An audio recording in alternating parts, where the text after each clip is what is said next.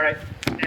If it ever stops, if um, if I need to stop or get louder, just wave your hands, and I'll do my best to accommodate.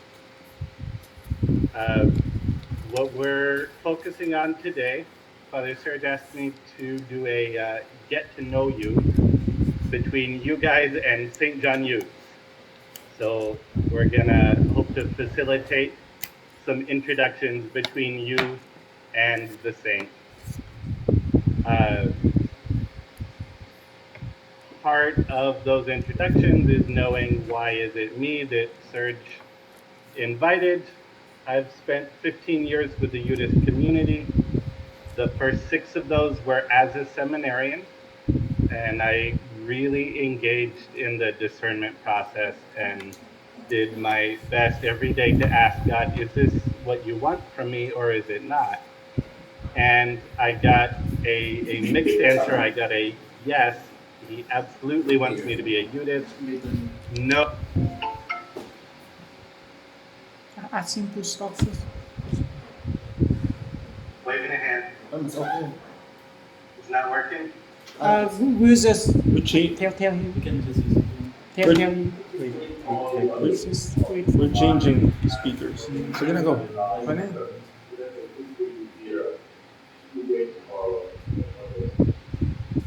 Okay. So the other group is going to try and get a better or a louder speaker? Okay. Or another? Okay. Annie, yes? Oh, that's a thumbs up. Okay. That's 3, 4, 5, 6 thumbs up? Wow, that's lots of thumbs up. Okay. Oh man, such enthusiasm. Great. Okay. So I spent 16 years asking whether God wanted me to be a Udist priest, and I got discernment worked. I got the answer, Udist, yes. Priest, no. So since then, I've been serving in kind of like, I wear 2 hats. I have my administrative hat and my theologian hat. I had an amazing opportunity to live in Normandy, where St. John Eudes lived and walked and preached for a full year in 2013.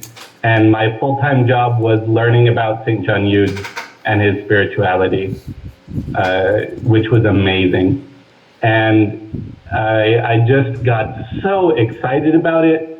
I absorbed everything I could. When the cause to make St. John Eudes a doctor of the church opened up again, whenever the team needed a resource in Spanish, they would contact a team at the Udist University in Bogota. When they needed stuff in French, they would contact people in Paris. When they needed things in English, they would contact little old me. So I got to be like 2 steps removed from the Vatican, working on this project to consider whether St. John Eudes should be a doctor of the church or not. So that was really exciting, getting to immerse myself in it and then be so useful to the international church like that. I have an MBA in nonprofit management. That's my administrative side, the boring accounting and fundraising and that type of thing. And then I also earned a master's in spiritual theology. My thesis was focused on the vocation of a Udist brother before it was cool.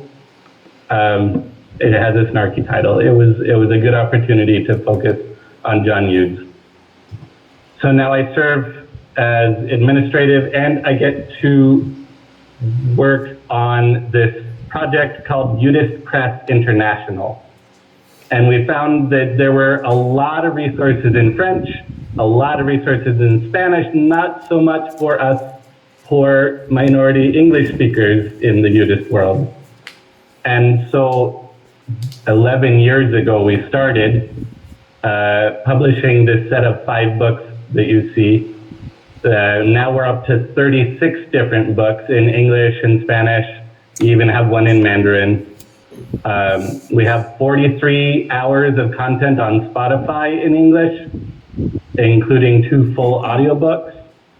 The technology is great because I just make a PDF and I upload it to Amazon, and then anytime someone wants to order the book, Amazon prints it out and mails it to them. So it's the print-on-demand model has made it so we're able to do this many books without a lot of effort, relatively speaking. So we've sold 2,152 books online since starting, and another 22,000 pages. Every time that I bring up Buddhist spirituality to people, there's this hunger, there's this interest. This is without any type of advertising budget or any of that. And our newest publication is hot off the presses. It's super thick. It's almost 600 pages. And I spent 6 years translating this biography of John Hughes from the French into English in my spare time. You know, those little things you do when you're not doing anything else. But why does that matter? The goal here is not to increase the profits made off of Buddhist content, right? The goal is making a connection. The reason I'm so excited about Buddhist Press and its success is that John Hughes, I love this picture of this statue of him. He found something really precious. And you can see the way that he's holding on to that. Can you see the image of the statue? Great. Okay, so he found this way of getting to know Jesus. He found this lens through which we can focus on beautiful aspects of the lover of our souls. He found this, and he's reaching out to share it with other people. He found this way of understanding God not as this far off eldritch horror, this being too far beyond us for us to understand. He found this way of talking about the heart of Jesus. Like you can make the shape of a heart and know that means something. That means love. Imagine if the God who made the universe had that tender and small focus on us. So my goal in any time that I talk about St. John Hughes is to introduce the person in front of me to this person that lived in the 1600s who had this great, deep, beautiful relationship with the person who walked around Palestine 2,000 years ago, who was Jesus. It's about deepening the connections that we have as persons. And some of us are gonna connect to Jesus in a different way. Some of us are gonna connect to John Hughes in a different way. I've got a silly little thing I like about John Hughes. He was really short. He was like 4'11", and I'm really short. And so that's one, like, just really unique human. Oh, is there someone short over there too? You might have the makings of a saint, right? You don't have to be this tall to get into heaven, right? But that's the type of thing that I'm hoping that you guys are able to find as we talk about his life and his personality. Maybe there's something really unique to you that connects you to this other human being. So if you find things that you and St. John Hughes have in common, then to me this has been a success. Or if you find things about the mystical, things about God that he can show us that make your everyday actions amazing, fill your everyday with the presence of Christ, he would love it if that was an outcome of learning about St. John Eudes. There's so much in John Eudes about an everyday mysticism. He talks about when you put on your clothing in the morning, you can think about when Jesus put on his clothing in the morning. And he did it perfectly. He did it with love and with attention. And because we are Jesus' body, we are part of him in the Eucharist, through baptism, in the mystical body of Christ. When we put on clothes in the morning, we can do that as part of Jesus. That can be a moment of mystical encounter, something as everyday as that. So if it affects your day-to-day to learn more about John Eudes, he would be thrilled. And there's this thing about balancing. Whenever you talk about Mariology especially, you have to balance the fact that Mary was absolutely human, just like you and I. When she wore pants, she put them on one leg at a time. But she also had this amazing superhuman experience. Her humanity was so perfected. Anytime that we talk about Mary or any of the other saints, there's this balance of, wow, he did something I could never do. But also, he did something that I might be able to do. He accessed something superhuman that might be open to me as well. So as we go through, I'm hoping you'll hear some things that are unique, some things that feel amazing, and the amazing things maybe not out of your reach.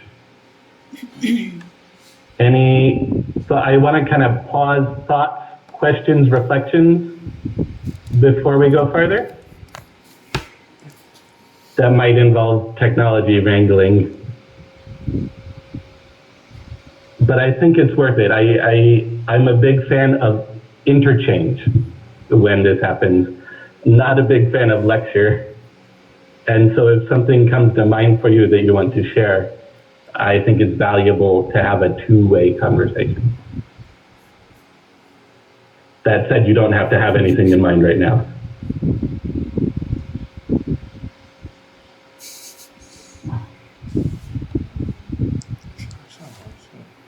All right. Good to go? Shall we continue? Okay. So, other things that would make this presentation a success. I hope that by the end of it, you'll know something about the context that John Eudes lived in. And if you've watched any movies about the Three Musketeers, you've got a head start on that. You should be able to know why he's called a missionary of mercy, why he's called a shepherd to the shepherds, and why he's called a prophet of the heart.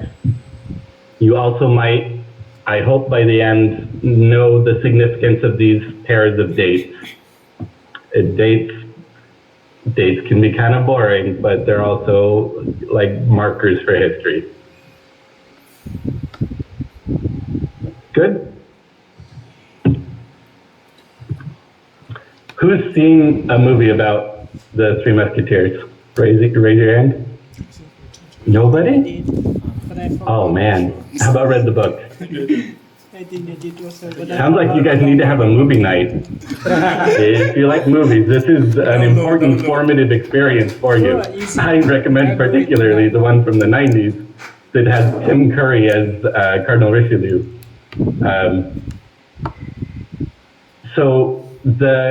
I really like bringing it up because it's 100% St. John Eudes context. He had, the villain in The Three Musketeers is this Cardinal Richelieu. In real life, John Eudes had to meet with Cardinal Richelieu to get permission to found his first seminary. And so everything that the movies and the books tell you about what happened during the Three Musketeers is a good way to know what John Hughes was looking at when he walked down the street every day. So I highly recommend it as a formation experience. Richelieu also makes a really interesting example of what a priest might be like in that day and age.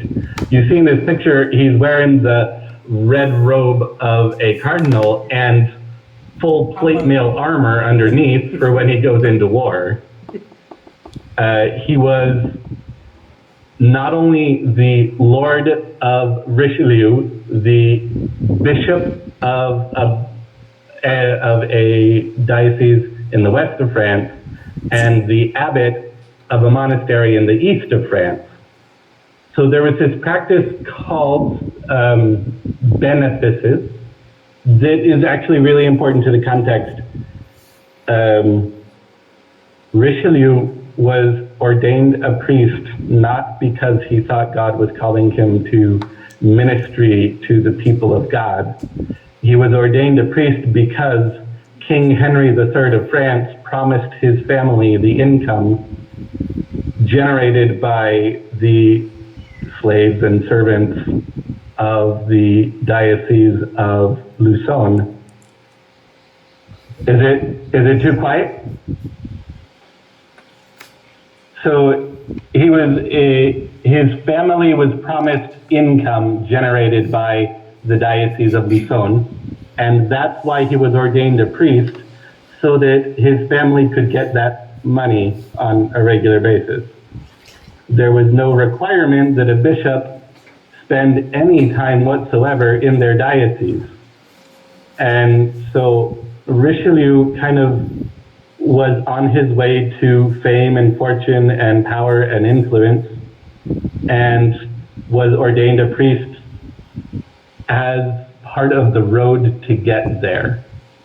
And he was ordained a bishop at 22 years old.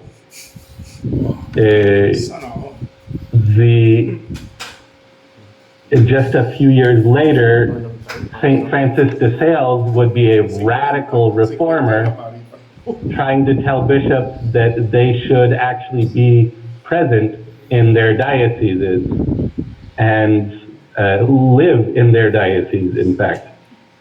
So there was this overlap between the church and the state that was huge.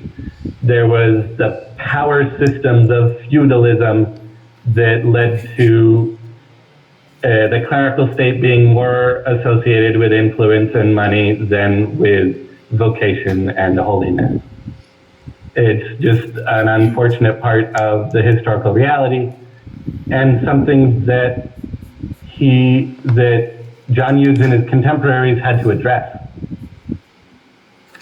Another thing that was happening leading up to John Hughes' birth was that Manila was conquered by the Spanish. Hey, is that Father DJ? Hi, Father DJ. Good to see you. Sorry for the interruption.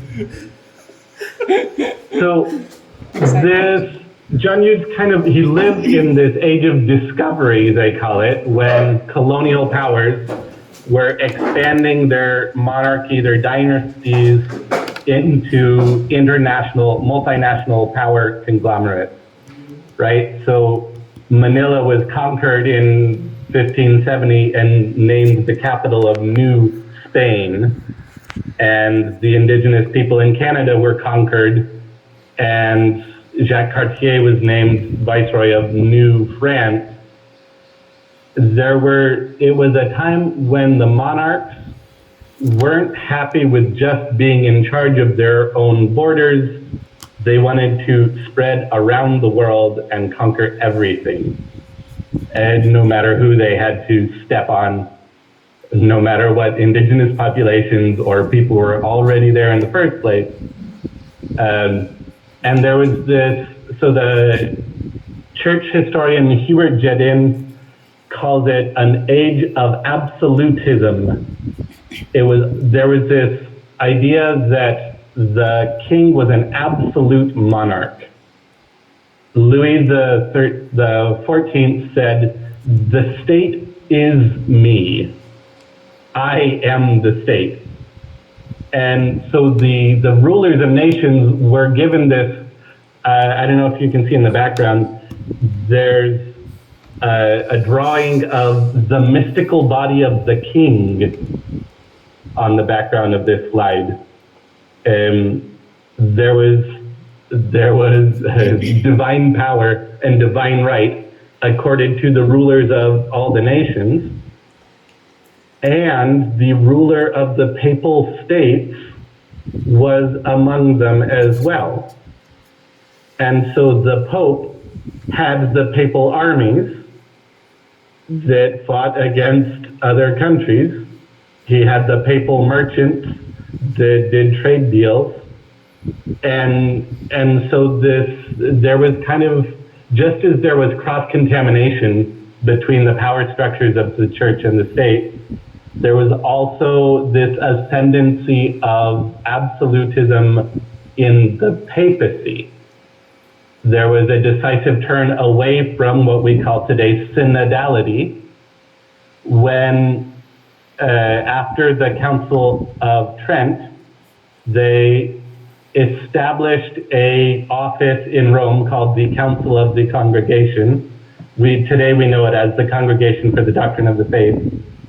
So that, whereas before this moment in history, when there was a major question about doctrine, they would call together a council and bishops from around the world would come to talk about it. Then with the Council of Trent, they decided, actually, no, it's Rome that's going to make all of the decisions about doctrine without needing to consult the bishops around the world.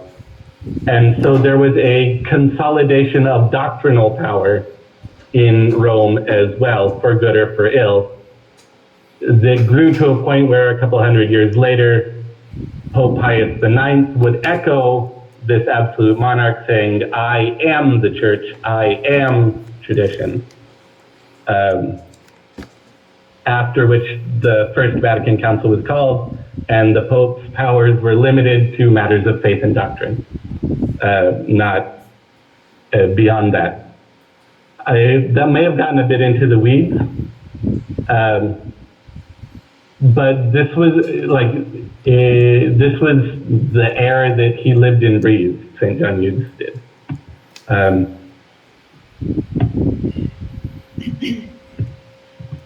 The one very specific way that affected him was with this Latin phrase that says, by law, you have to be the same religion as your king.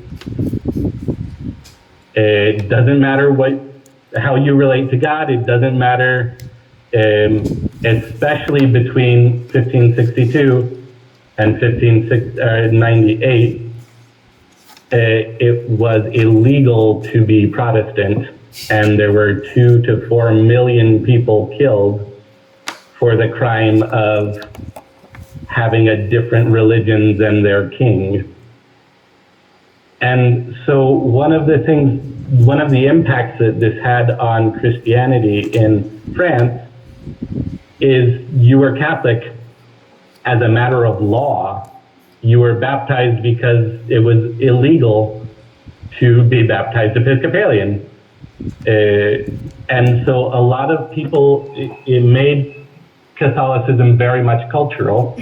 You participated in it whether you wanted to or not. And so I think a lot of what we see today with cultural Catholicism, widespread adherence to the name Catholic without a deep level of understanding, is something that both we and St. John Eudes saw around us. And I imagine that's especially true in a culture like the Philippines, where Catholicism is so widespread.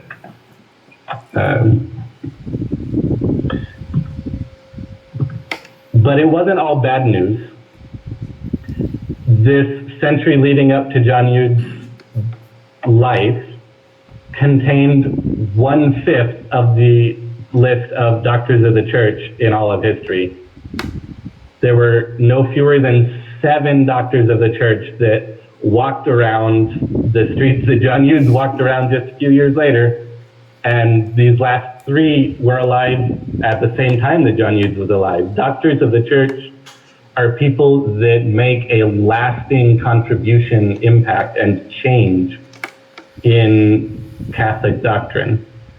And so John Hughes was born into this seismic shift of coming closer to the gospel, of separating the church from the feudal power structures, of opening up the route to holiness and letting everybody know that they can be part of it. And so you got these 7 doctors of the church, 21% of all the doctors of church in history. You had major founders, the founder of the Jesuits, the Reformers, the Discalced Carmelites, the Trappists started in the 1650s. The Vincentians, the Daughters of Charity, were the first order of nuns allowed outside of a convent. Up until St. Vincent de Paul founded the Daughters of Charity, every nun was cloistered. It was huge. And so the church historian Henri Daniel Hope calls this the great century of souls. So this was part of the context also. You had this huge contrast between amazing human beings moving and shaking the church and the vast majority of the everyday population having very little access to the depth of the faith. And that's the milieu that this little guy in the middle stepped into. And so if in your walk of faith, in your journey with God, you found Carmelite spirituality, for example, to be interesting or to catch your attention, it was a huge influence on St. John Hughes. Oh, is there a recovering Carmelite in the back over there? Yeah. So I like to say St. John Hughes had a caramel-filled center like a candy. Throughout his entire life, he was a chaplain to a Carmelite monastery or convent. And his spiritual director was the one who brought Carmel to France, not the tasty sweet Carmel, the Carmelite reform. And so there's a lot of just the insight and the depth that John of the Cross and Teresa of Avila had and brought to the world that John Hughes was immersed in from day one. If anyone has a background of contact with the Jesuits, John Hughes went to a Jesuit high school. And his fervor for the faith he attributes to a young Jesuit priest who taught him how to be on fire for God. So if you've got a thing for the Jesuits or been in touch with them, you've got that in common with John Hughes too. Louis de Montfort, Pierre Julien Aymard were both later heirs of what would be called the French School of Spirituality. Mm-hmm. So John Hughes shared a spiritual director with a lot of people, including Vincent de Paul. That spiritual director was named Cardinal Bérulle, Pierre Bérulle. And kind of from that group of friends, that nucleus, that spiritual family, grew what's called the French School of Spirituality that inspired people like Louis de Montfort and Pierre Julien Aymard. So if you like either of those folks too, you've got something in common with John Hughes.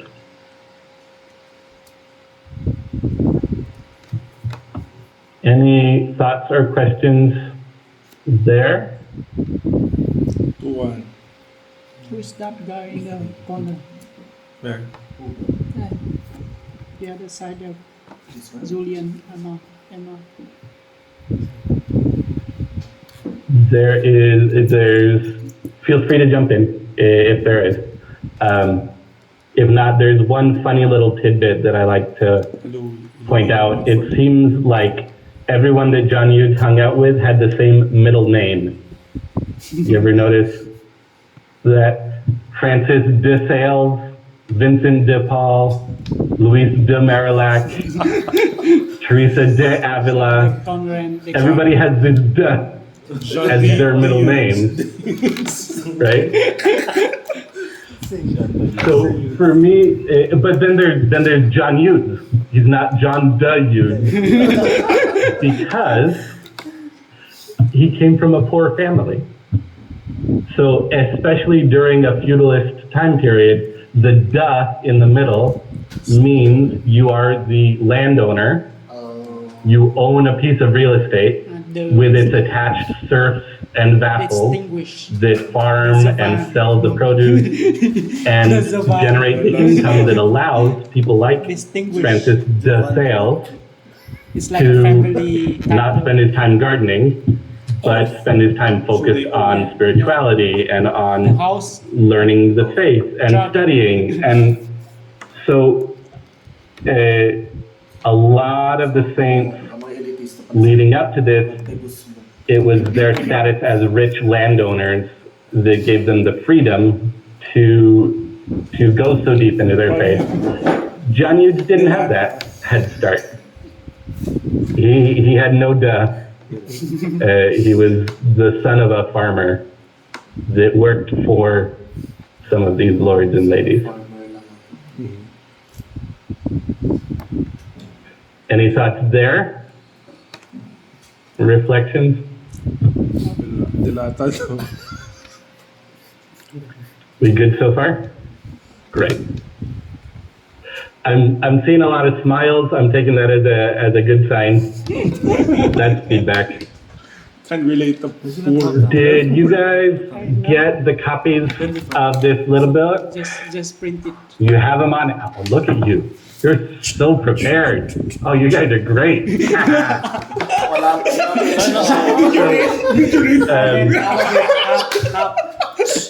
This is a book that I put together because there was a problem. The biographies of John Hughes that I found were either one web page long or they were thick as a brick. And that's too much and too little.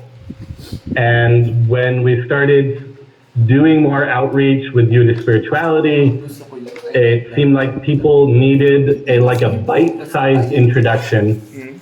So we wrote this to be something you could read during a lunch break.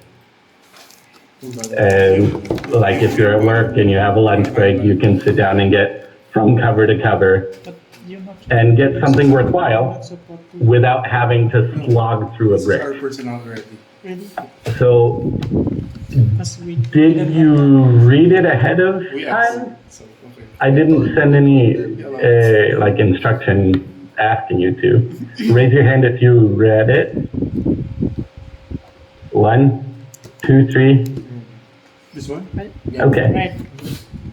But I didn't Okay. finish. No, you don't have to say if you liked Did you it. raise your You hand? know, that's a whole nother thing. We did. And even if you did, I wouldn't be able to hear you right now. But for the rest of the session, I'd like to go through some of the pages in the book, not all of them, but go through the material. And if you want to underline, highlight, scribble in it, I don't know how you feel about the sanctity of the written word, but I like to write in my books. So I'll invite you to do the same if you like it. And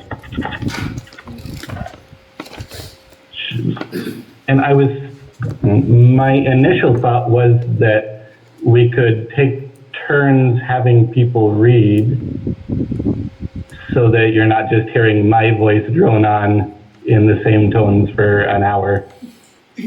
But I'm not sure that's going to be easy with the technology as it is. So So you just At least know that I would like to hear your voices, but it doesn't look like it'll be easy. To start off, just page 3, where it says, an adorer of truth, there's a quote that, to me, captures John Yude's fire in his heart. Oh, I'm sorry, it's not page 3, it's page 1. He says, I want to run to Paris through the halls of the Sorbonne and the other universities crying out, fire, fire, the fires of hell engulf the whole world. He loved a good exaggeration. The more you read of him, the more you see it. He loved a turn of phrase that catches people's attention. Right? Then he says, come, esteemed doctors, come, holy fathers and clergy, help us extinguish this fire. Souls perish by the thousands for lack of those willing to reach out to them. To me, I think it's really important to hear this quote in his voice, because I think it makes sense of everything that he did in his life. He had a fire in his belly.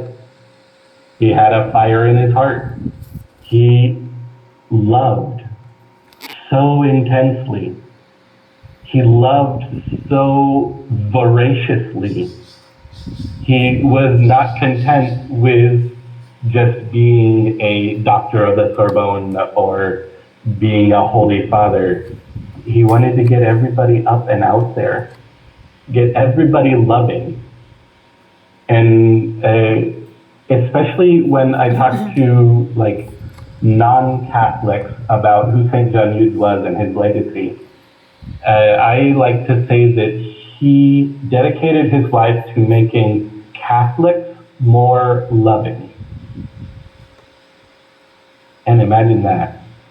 What if every Catholic in the whole world was more loving than they are now? How much would that change the world? John Eudes was a missionary, and he never left his home country, and he only spoke to Catholic audiences because everybody could stand to be more loving. And the Catholicism that he found himself in was one where people didn't know how beautiful it was. People didn't know how much love God had for them. So that's why almost every image of John Eudes, he's got a heart on fire in his hands. See it there? Forget wearing your heart on your sleeve. He's got it in his hand so he can reach out and give his heart to people. A good first stop. Now let's flip over to page 4. There'll be a picture of some plaques at the top of the page. Page 4, down at the bottom, it says, each one of us begins our life of faith with a certain heritage. John's father, Isaac Eudes, was a hard-working farmer and the village doctor. He taught his boys to know what is right, to face reality, and to be persistent in doing what needs to be done. And from an early age, John Eudes connected this attitude with Scripture. Once, while he was playing with children in town, another boy slapped him on the cheek. And John's response was to turn the other cheek. He had heard the phrase from the Bible, and in childlike faith, he let the truth affect his actions. I think that's another part of John Eudes' personality here, is that he took things seriously. If it says to turn the other cheek when you're slapped in the Bible, then why would he do anything different? He was very much focused on integrity, to walk the talk. But not all of our childhood influences are positive, it continues. In reflecting on his life, John describes his parish as a place where Catholicism was cultural at best. Quote, There was very little instruction for salvation, and very few people ever received communion except during the Easter season. Me, I began to know God when I was about 12 years old through a very special grace of His divine goodness, and to receive communion every month after making a general confession. I wonder how similar that is to our upbringing. Like, do you know people that only go to communion once a year, or that received very little instruction for salvation? And to kind of zoom out a little bit too, there's some really interesting journaling that can be done to reflect on your own personal journey of faith. If someone was to write the life of Saint, put your name there, what would the first chapters be like for you? Would it be 12 years old when you started to know God? Would it be a different time?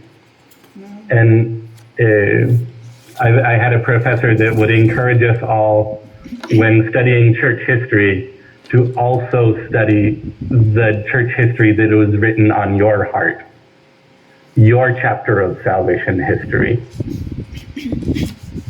How did God first reach out to you? It's beautiful to dwell on how the love story began. And for some of us, it's an action movie, and for some of us, it's a Hallmark movie. I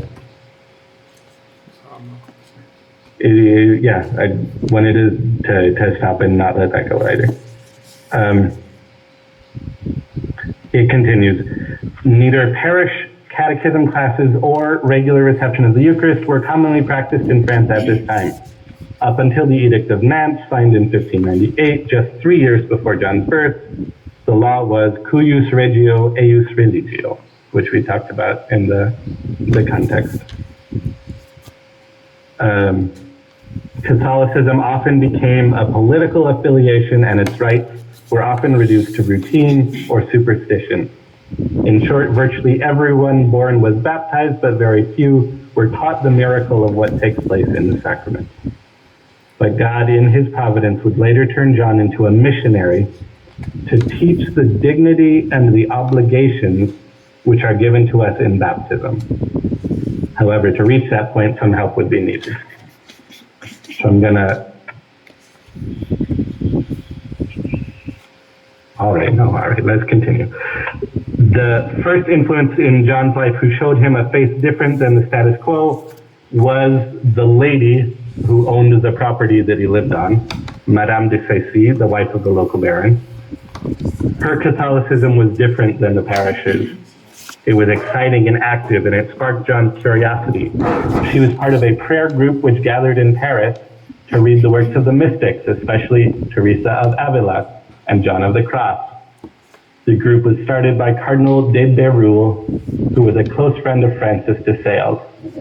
The group brought together faithful priests with Paris high society and was at the forefront of what was called, by the church historian Bremond, a spiritual invasion in France. So somehow he went from this tiny town of 200 people to rubbing elbows with Francis de Sales, reading handwritten accounts by Teresa of Avila. He went from the middle of nowhere to like this spiritual powerhouse that was starting in Paris. It was the first of many turning points in his journey as an adorer of truth and a tool in the hand of God. The next chapter talks about his time with the Jesuits. I want to go through word for word, but if you switch to page 9, it talks about a great grace that he said he received during his time at the Jesuit high school. He was a member of a Marian movement that the Jesuits had formed with a few of the students, which proposed a consecration to Mary.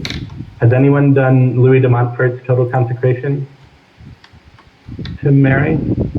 Married John Hughes did a version of that before Louis de Montfort was born. I think that was kind of cool. He did it before it was cool. Yeah. He was very hipster like that. Ring for Mary. Deep within John's heart, something told him that this consecration to Mary was a call to imitate Mary's virginity and become a priest. It was a major decision for a 17-year-old, but he was willing to let faith and his relationship with God change his life. It's said that he slipped a ring, which you can see in this picture on the left, a ring on the finger of Mary's statue as a way to express this decision and ask for her help in following through on his promise. So he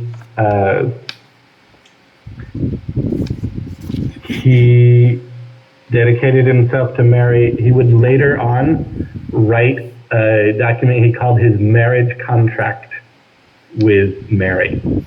He considered her his spouse and loved Saint Joseph more than anyone else because he said Joseph was the only person in the world who loved Mary more than John Hughes did. Kind of a fun, I don't know, a way that he brought that out. So he had this, the chapter concludes by talking about this contrast where he had his village life where the faith was not alive. And he had this life in Paris that he was getting more and more glimpses of where people were on fire for their faith. And one day, his parents said that they had arranged a marriage for him. And he said he couldn't do it because he was already engaged to someone more beautiful, more noble, and more rich, like the Queen of Heaven. Kind of a glimpse into his attempt at humor. He's not well known for his jokes, but that's one of the few. And at one point he decided to run away, and he got on a horse and tried to ride off to Paris, and the horse stopped and wouldn't go any further until he went back and got permission. We've been going for almost an hour. Is it time for a bio break? Stretch your legs, use the restroom. Shall we do that for 7 minutes and come back at the top of the hour? Your humanity.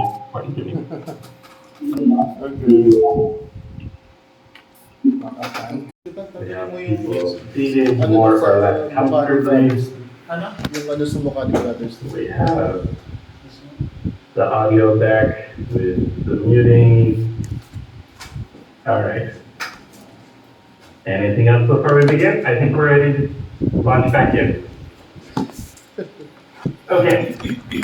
In the first half, we talked about, hopefully it's more than half. I'm thinking there should be another maybe 20, 25 minutes of content. Is that all right in terms of timing?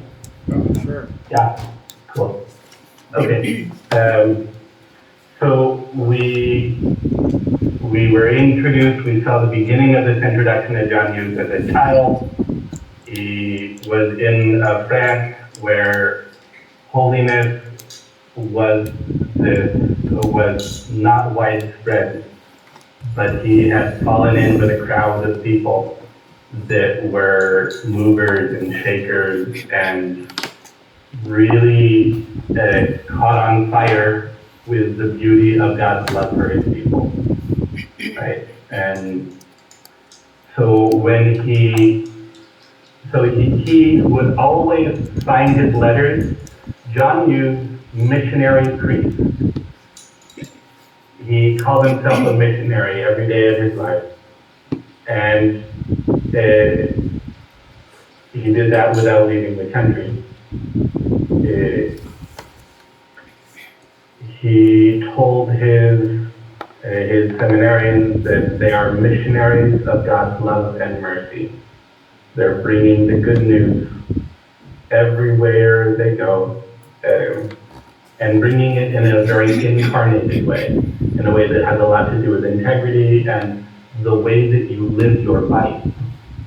And as an aside to that, I think that tends to show in Yiddish communities.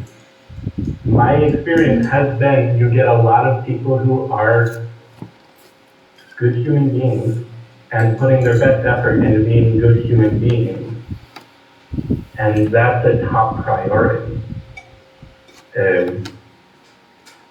Paul VI, in his encyclical on evangelization, the new evangelization especially, said we need people who live the gospel more than we need people to talk about the gospel. And I think that fits completely with John Newt's personality and the culture of the organization that he started that spread across continents. And kind of a funny result of that is if you go to a Dominican library, you'll see these thick tracts of theological treatises. If you go to a Buddhist library, half of the books are biographies. There's not this like thick cognitive, like brain-focused concept. It seems like a fundamental question in Buddhist spirituality is, are you living it out? And so you get biographies of John Newt, you get biographies of other Buddhists since then. So it's a very, I would say, a very incarnated approach to spirituality.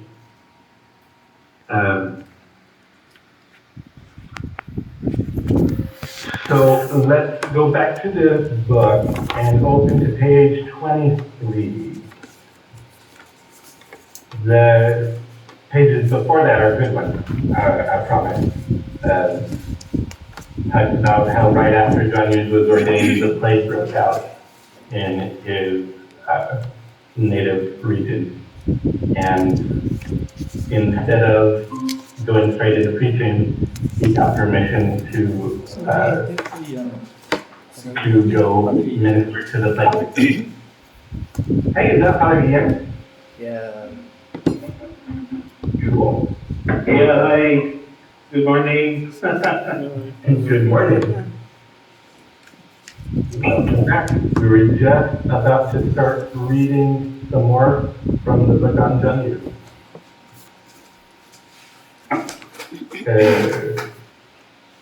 On page 23, it says, after the plague died out in Tom, John began the normal work of an oratorian as a missionary in Catholic parishes.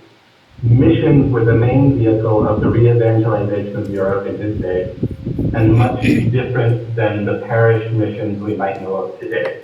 So a group of missionary priests, sometimes 10, 12, 15, would be sent into a town by the bishop to preach every single day for weeks on end, sometimes for months. Lillian, could I ask you to mute your sound? Thank you. So it was almost like the circus coming to town. So you'd go into this village in the provinces, and 15 priests would show up. They would have musicians playing music. They would have lay people that went along. There was a nobleman named Gaston de Ronquilly, and he would come from his baronry, his little castle, and gather the noble people, and they had a club of people who resisted fighting duels. It was a huge problem at the time. People would challenge each other to sword fights and kill each other. John Newt had a friend who was dedicated to trying to stop nobles from killing each other with swords. So they would have these groups of targeted catechesis for the noblemen, for the firemen, for the cooks, for the nannies. They would, there it is. set up charities to care for the neglected. They would gather groups of workers, children, mothers, soldiers, and other small groups for specialized catechesis. Their aim was primarily to reach lapsed Catholics, calling them to leave behind whatever is contrary to the gospel, to make a good confession, receive the Eucharist, and start really living their faith. And their goal was for everyone in town to make a general confession, which means starting at their earliest memory, what are the things that stood between them and God? If they're sinful, let's confess them as sin and get them absolution. John Eudes spent 45 years of his life and preached more than 100 missions. And there's a history book that goes through these tiny villages in the French countryside and looks at Catholicism before John Eudes entered and after John Eudes entered. And it really made a huge difference in bringing the faith back. And he was made for it. A contemporary describes him as a little man, but with a voice that was powerful and beautiful. In preaching, he employed a great deal of emotion and ease of expression, a vivid and fruitful imagination full of familiar comparisons. His instructions were down to earth, easy for anyone to follow, and he was always bear some kind of fruit. They said he was like a lion in the pulpit, but a lamb in the confessional. Some fun expression. There's another one on the next page. He liked to say the preachers beat the bushes, but it's the confessors who catch the birds.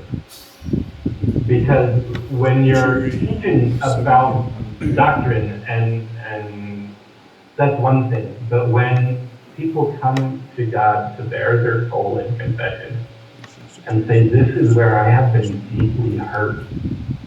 John Eudes would say, when he was teaching priests how to hear confession, he would say, when you go to the pulpit, bring gunpowder and cannonballs.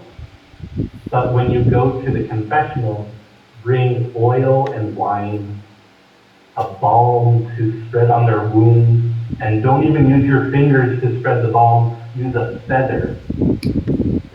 Be that gentle when people come to you in confession. Because that's where people have this change of life, change of heart.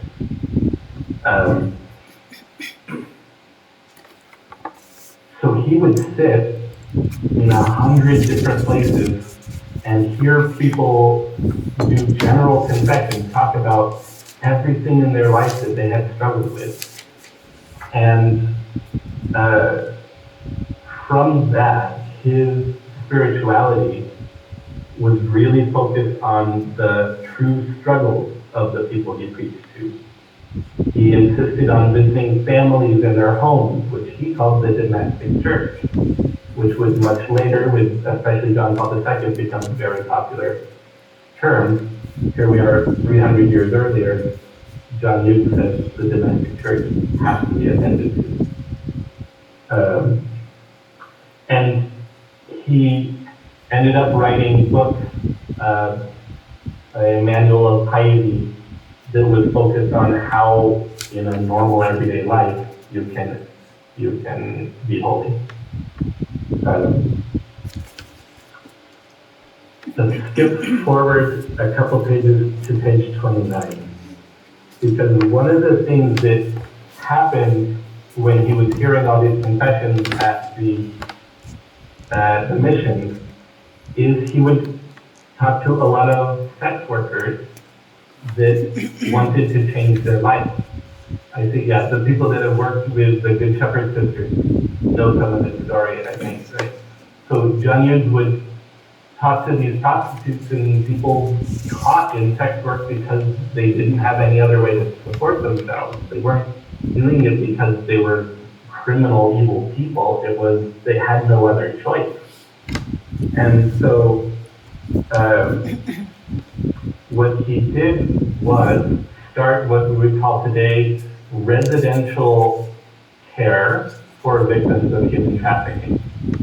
he bought a house and got a couple nuns to live in the house and care for sex workers that wanted to change their life. They could come live in the house, they could be taught a trade, they would be given counseling and basically therapy, and helped to just, in a very holistic way, turn their life around. So, in addition to his teaching on baptism and the practical spirituality in his book, he discovered that God was calling him to serve two groups of people in a special way, priests and prostitutes. That can be a fun one-liner, like John Hughes gave special attention to priests and prostitutes. So he found that the sex workers needed a whole lot of support if they were going to change their lives. He also found that when he would come back to a village after the mission, several months later, a lot of the people would have forgotten the fruits of the mission. And he identified it, he brought it down to the fact that the priests had such little training. Have you heard the term hocus pocus? This is a fun one-liner. So hocus pocus originated during this time because priests would be ordained and ordered to say the Mass in Latin without being taught how to speak Latin. And so when they would hold up the Eucharist during the consecration, they would say, hoc est corpus meum, is what they're supposed to say. But they would say, hocus pocus, and wave the host in the air, and tell people that that's when it turned into Jesus. And so the expression hocus pocus as magic words originated from priests having such little training. And the reason why is because up until the Council of Trent, priesthood was taught as an apprenticeship like most other trades. And so you would follow around the priest until they said you're ready to be ordained. And it was the Council of Trent who said, hey, how about we start these schools where people can be taught. It'll be like a seedbed. We'll call it a seminary. And so John Hughes was among the first people to found seminaries. I think we did a lot of summary, but let's go to page 33. So John Hughes, in his missions, in his close contact with people, he saw some people needed extra help.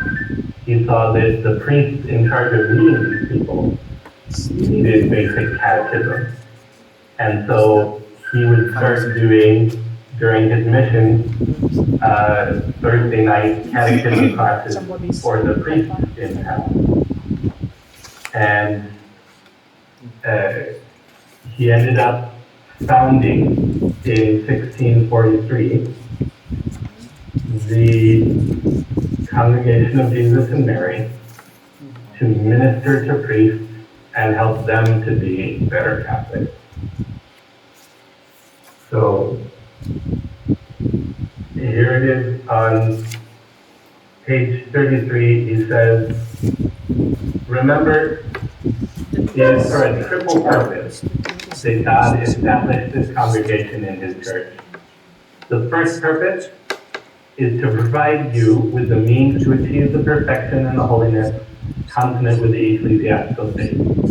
Why do the Eucharist exist as an organization? To help the Eucharist priests be holy. That has to happen first. You gotta live it first. Second purpose is to work at saving souls through missions and other priestly functions. The salvation of souls was the work of the apostles. It was the work of Christ himself. It's a work so worthy and divine, it would seem that none could surpass it. But because John Hughes loved his exaggeration, there is one that does surpass it. Namely, working for the salvation and sanctification of the clergy, which amounts to saving the saviors, directing the directors, teaching the teachers, and shepherding the shepherds. How amazing to have an impact on the church by having an impact on the people that have an impact on others.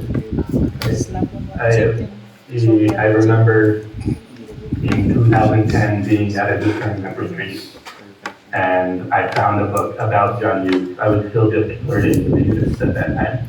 I hadn't committed. And I found a book in the library about John Hughes and read that quote right there that says, what we're doing is becoming holy, saving souls, and shepherding the shepherds. And that for me, that was like, okay, I'm sold, sign me up. I want to be part of this mission. And so today in the Jewish constitutions, they turn it into the words, we're forming good laborers for the gospel.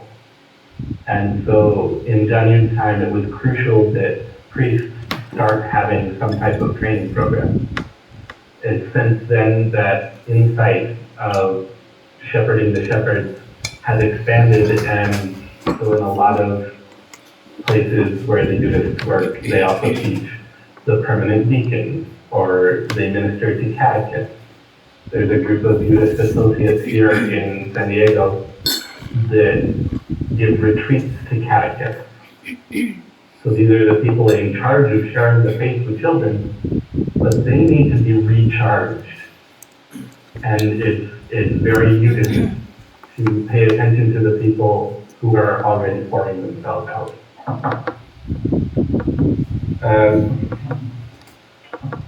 On page 35, it starts to talk about the one last thing that I want to share with you about John Hughes.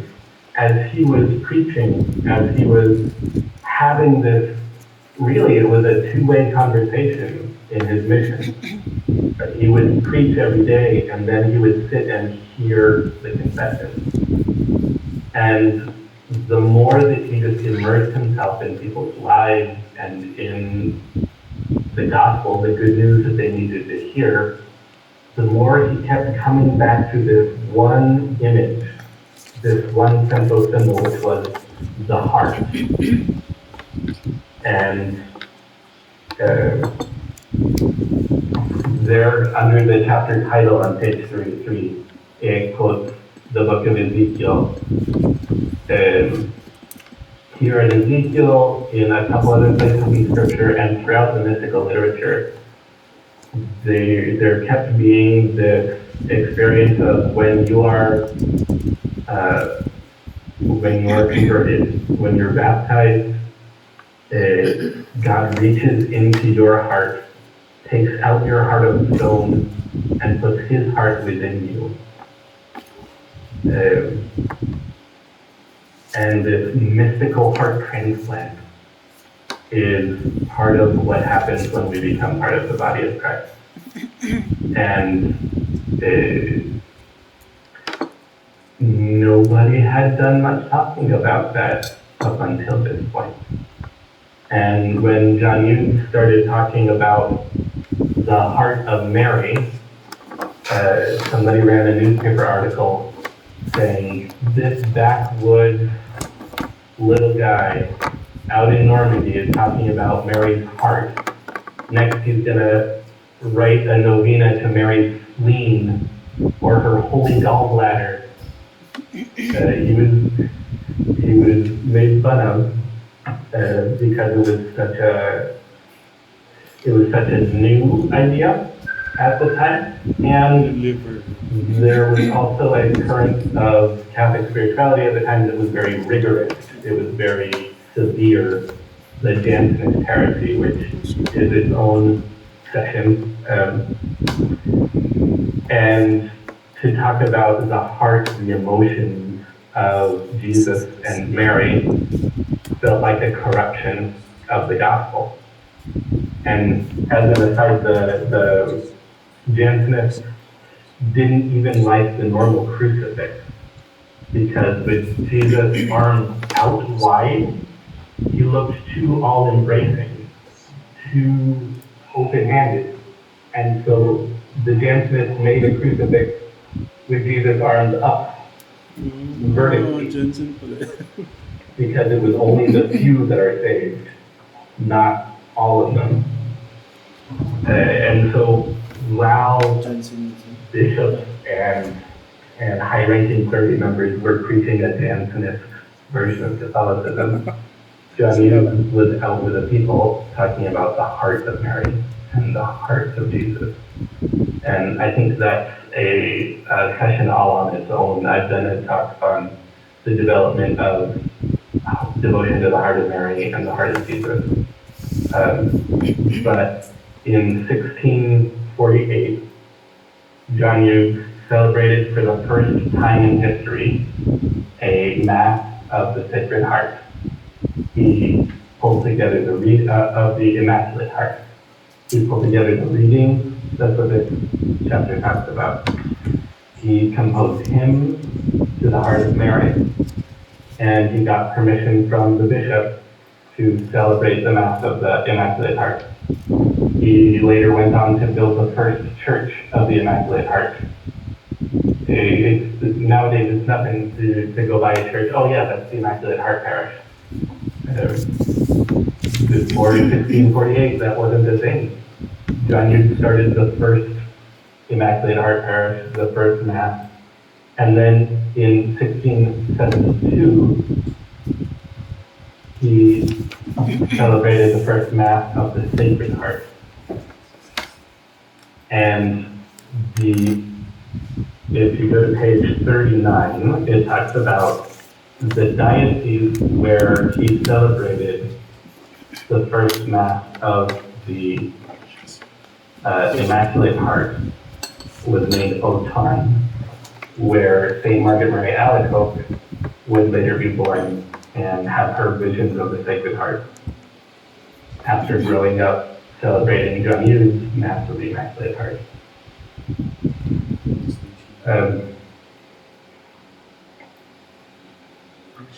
So all we can do in one session is an introduction.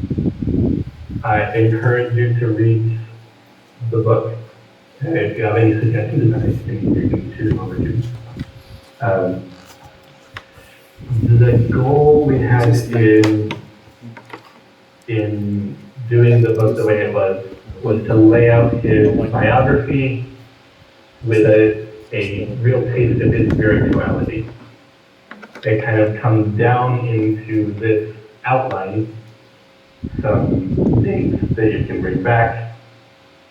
1601 is when he was born. 1680 is the year that he died. He was ordained in 23. He founded what we now know as the Good Shepherd Sisters in 1641. He founded the Eutychs in 1643. First Immaculate Heart Mass in 48. First Sacred Heart Mass in 72. I had a formator who used to make all of his password dates from Eutych history.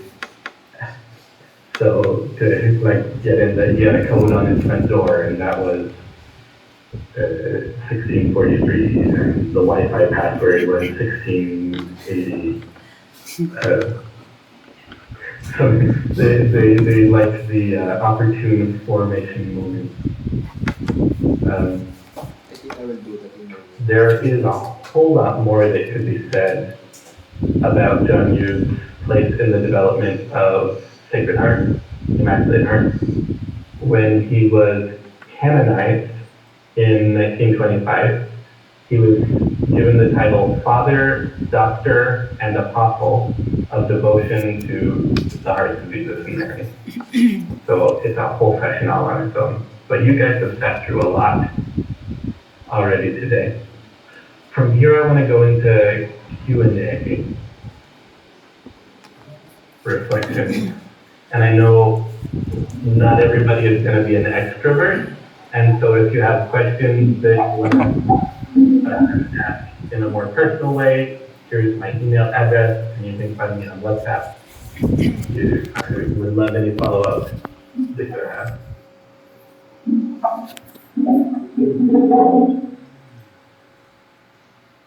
Good.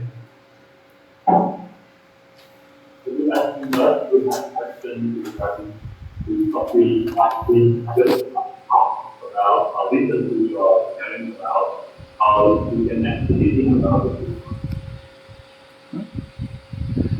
I didn't quite hear what you said. I'm sorry.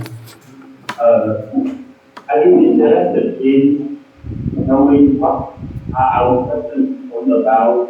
My question is relating to first or about the whole book. Because then I have some other questions relating to other parts of this book. More than just that. How can others? Thank you for the clarification. Yeah, if you have questions about anything else in the book, we'll start with stuff from the book and from the presentation. And then if you have questions outside of that, we can go into that in a second stage. Thank you so much. Yeah. Anything about the book would be welcome.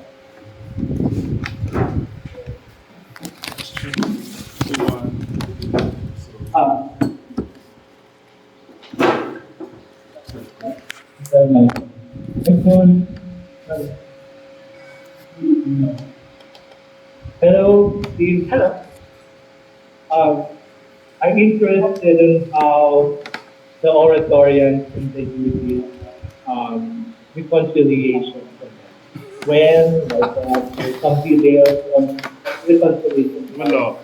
Because it says, page 14, Nice. there were nice some book. slandering Everyone projects launched against It's not too thin. It's not Father too Dan thin. Everyone can read it and easily. SJ even for them set it upward. It's like to spread the So after news. that, so when did the reconciliation come in? That's a really good question, and I'm glad you brought up that that line, because that's one of John Yu's attempts at humor also that made it into record. He called his enemies his benefactors, Yeah. and would pray for his benefactors every day. The reconciliation process between the Oratorians and the Eudists had a lot to do also with the Jansenist heresy in France. There ended up being a lot of Oratorian individuals that subscribed to the Jansenist heresy. And so, while there were some Oratorians that would collaborate with John Hughes and help him on his mission, a lot of the loudest voices were both had this overlap of Oratorian and Jansenist. And the Jansenist heresy stayed really strong in France until the French Revolution in 1792. So there were actually a couple hundred years of continued opposition. But then the French Revolution kind of cut the head off of a lot of things. and in the reconstruction of the Catholic Church in France afterwards, there was a lot of reconciliation that happened.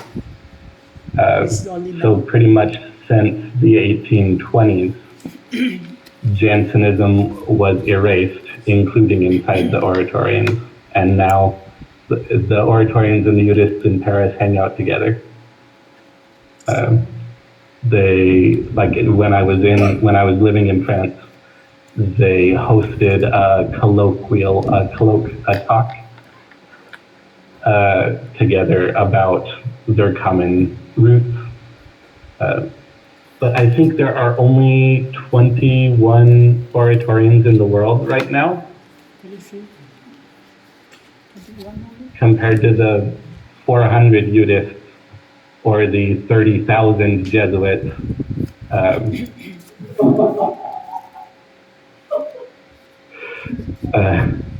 But one beautiful thing that they have started to do over the past few years is merge their archives. Their archivists have been moving in together and like sharing space. The Oratorians, the Eudists, the Vincentians have all been moving their old documents into the same facility so they can share space and rent. Does that answer your question? Yes, but can you give us more details on the black propaganda that you were doing that time? Some examples, like what John Lewis accused as being one of the Jansenists, like that. So I have a whole talk that I could give another time. I call it St. John Who? Why You've Never Heard of John Hughes. And it talks specifically about the propaganda against him, some of the high points from it. The Jansenists took over what is basically the Catholic Encyclopedia. And so, like the 1690 edition of the Catholic Encyclopedia had a long article about John Hughes and the good that he did. And then the Jansenists purchased the encyclopedia and edited it and made the 1730 edition say that John Hughes was a rabble-rouser and a troublemaker and promoted worship of a mystic instead of worship of the Trinity. And there was a mystic who had a deep spiritual friendship with John Hughes named Marie de Vallée. And John Hughes wrote her biography, and somebody leaked an early copy of it to the press, and they twisted it and made it sound like he was trying to build a religion and in worship of Marie de Vallée. And so they published what they said was John Hughes' version of the Hail Mary, but it's Hail Marie de Vallée. And it was all pure fabricated slander. But so it made a huge impact. Francis de Sales didn't have enemies in high places like John Hughes, and he was canonized within 60 years of his death. John Hughes, it was 280 years before the Jansenists were wiped out. So there were newspaper articles that made things up. There was literally the dictionary was changed to work against him. And they even took away his chapel's ability. When he built his first seminary, the chapel dedicated to the Heart of Mary was placed on interdict by the bishop. Someone convinced the bishop that John Hughes was teaching non-Catholic doctrine, and so the doors of his chapel were sealed with wax, and no one was allowed inside. There's a whole bunch of crazy stuff. Those are some examples.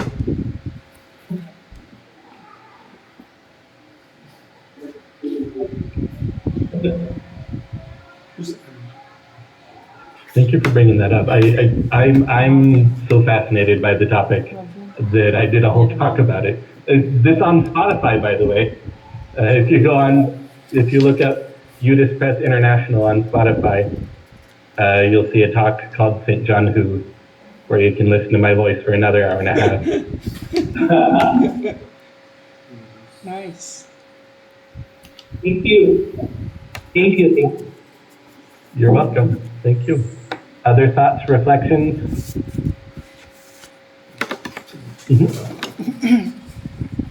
That is Vin. Julian? Jin. Vintin. Oh yeah. Just curious about mission, as mentioned here in the book. In chapter 5, it says that it's a main venue for evangelization, and it's much different from how we view mission for today. And on the next page, it says here that St. John Hughes, for 45 years in his life in apostolate, preaching more than 100 missions during his life. So what's the context really of mission during that time? Was it something like I don't know how to put it, like a task to be done, or is it the content itself, the preaching itself is the mission, or during that time maybe the context of mission, which is really totally different from today. Yeah, so he would most often preach Lent or preach Advent. So essentially he would go in for the liturgical season and throughout all 40 days of Lent, he would preach every morning for about an hour. There would be catechesis sessions before dawn for kitchen staff, midday for the noble people. They would have priests and qualified lay people that would teach catechism every day throughout the liturgical season, throughout Lent or Advent. And then they would end the mission with a bonfire and a procession. So they would do like a parade through the streets with the Blessed Sacrament and lead it up to with music, singing, hymns, and then they would light this big bonfire. And if anyone during that Advent had gone to confession and confessed to having impure reading material or bad books, they would be encouraged to bring those books and pictures and throw them onto the bonfire on this culminating night of the mission. Yeah. So, and their goal was to reach out to everyone in the town and invite every person to do a general confession. So the elements were daily preaching, specialized catechesis, the general confession, and the bonfire at the end. Does that answer your question? It was usually the length of a liturgical season, so 4 weeks minimum, if he was preaching in Advent.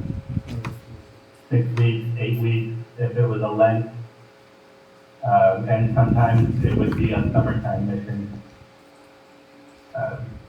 he talked about bringing teams of 50 confessors that were hearing confessions around the clock. When they're general confessions, you're talking an hour apiece, not 5 minutes, right? Thank you for surfacing that, because that was a big part of what he was 45 years of his life dedicated to that. So it kind of gives some visual on what that looks like.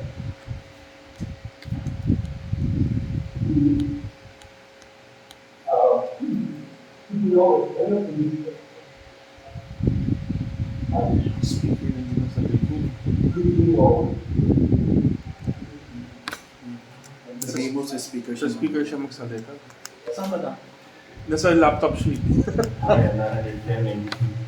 Speak on the speaker. Voice really quiet. Cha, cha, cha, cha. Hindi kayo nila sa speaker. Oh, yeah. That's loud. Speak it. Hello. Yes. Sick. I told them. This is in the speaker. Drop the word. Absolutely. The province of Venezuela is amazing at this. So the Catholic diocese in Venezuela, probably like in some of the other nations around the world, especially the mountain provinces, the mountain dioceses, have one priest per 10,000 people. And they'll have parishes and stations, parish mission Maybe outposts, not no more fat. chapels that only get mass once or twice a year.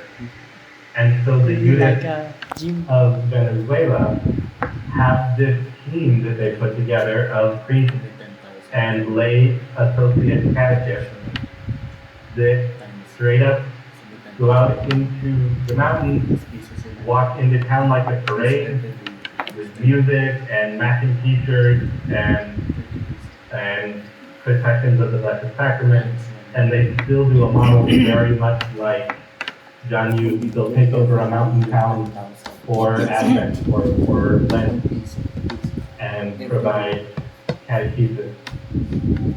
In 1 year, Thank you for that. We didn't know. Now we know that we can do probably get how they are. Right now, what we know is that the image running the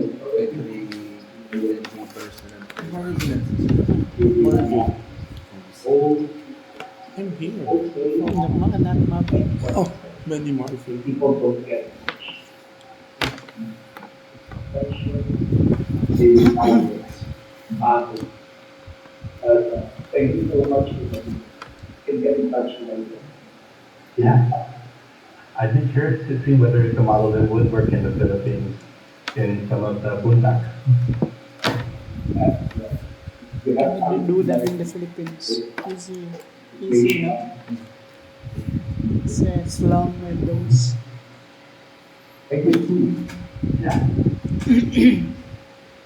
A reason to invite someone from Venezuela to come visit. Or From send someone on Valenzuela. vacation. Venezuela. From Valenzuela. Venezuela. Yeah. Not Venezuela, Venezuela. Venezuela. Venezuela. That's your question? Now that I dropped that excited. Sure. No question. Can I? Yes, no question. Just can you open the door? I don't have a question, but I really appreciate how you did this book. Because the books I have, the book I The white one. have read is difficult to understand, mostly difficult, and it's either thick or very thin. And this is very easy for people to access to your news in a way that is I think can be spread wide the spiritual John News, and this is how I think it's simple to understand. Everyone can understand it easily. Even you. That's nice, nice Young people. work, sir.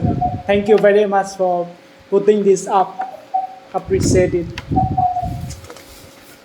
You're welcome. I'm glad you enjoyed it. For your I really hope that it would be something approachable and digestible. If you found it something like that, that'd be great. Yes. And we found it really helpful in our parishes too, when people say, Sinjan who? What? Who is that? yeah. You can hand them this, and it's not going to take a Try long to time. translate this I one think in one of the books Vietnamese. that sit Maybe on the nightstand Is he unread. going to give us a copy book? I don't know. We can ask. I will ask later.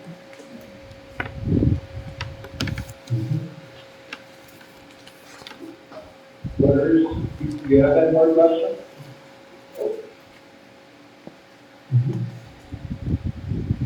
Oh, gosh. What did you want? Thank you so much. Is that when we decide to get, you have really open a lot of the word. You think the only way to do that is the power of inviting For the controversy topic, it's nice. He was talking about why St. John News is not famous. for our So many people have different idea of him. Actually, they can use this in the BNS. Yeah, the other one looks very difficult to understand. Yeah. Thank you so much. Cannot understand the other one. It's plain.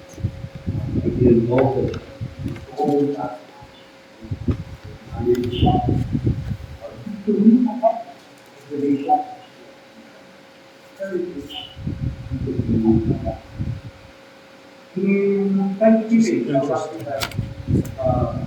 That's right. We're going to be yeah. We just don't know how to say. Nobody like to invite people over. Shopee na lang, Father. Shopee. Sell it in Amazon. But It's too big. No. that's it's also too old. I opened it and it smells. you can do that. Ako na lang, Father, maghahatid. California. Kita na lang kami sa New York.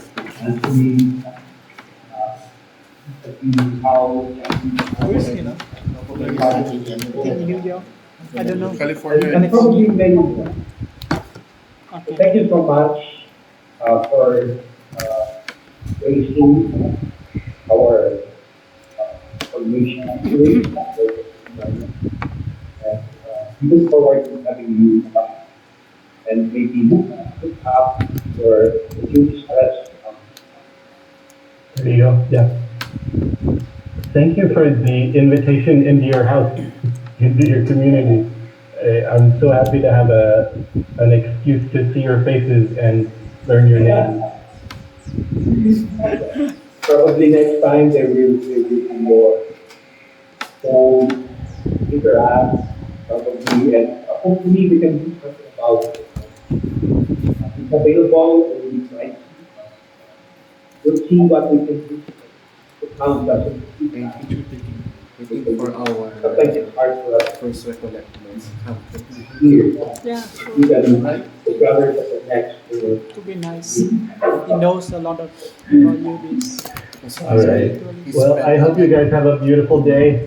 Thank you again. I look forward to the next time, whatever that looks like.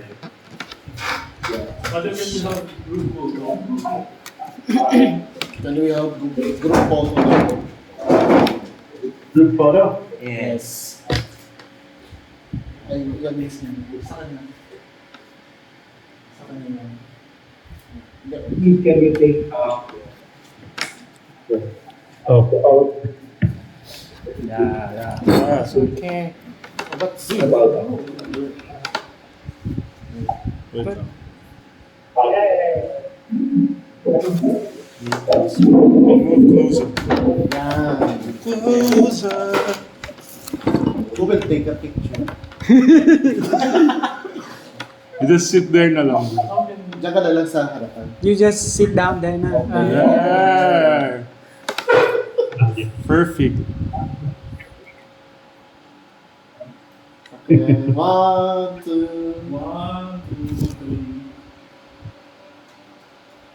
Is it? Again, 1, 2, 3. No, Ayan. Okay. not yet. Not yet, not yet. Good already. Already? Done? Can you check? Can you Screenshot. check it?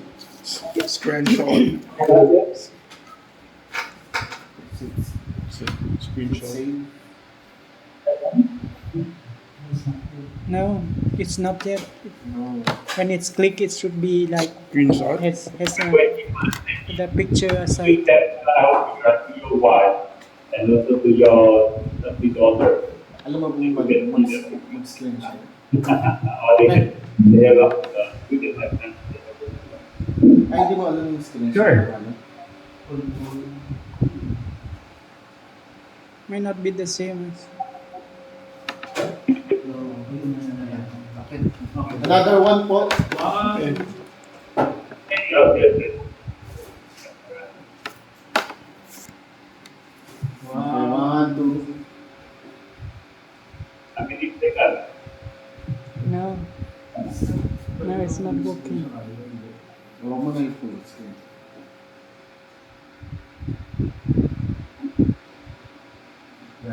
Alright. Salamat po.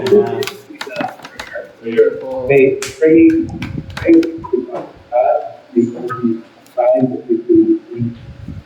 easily share down to the speaker.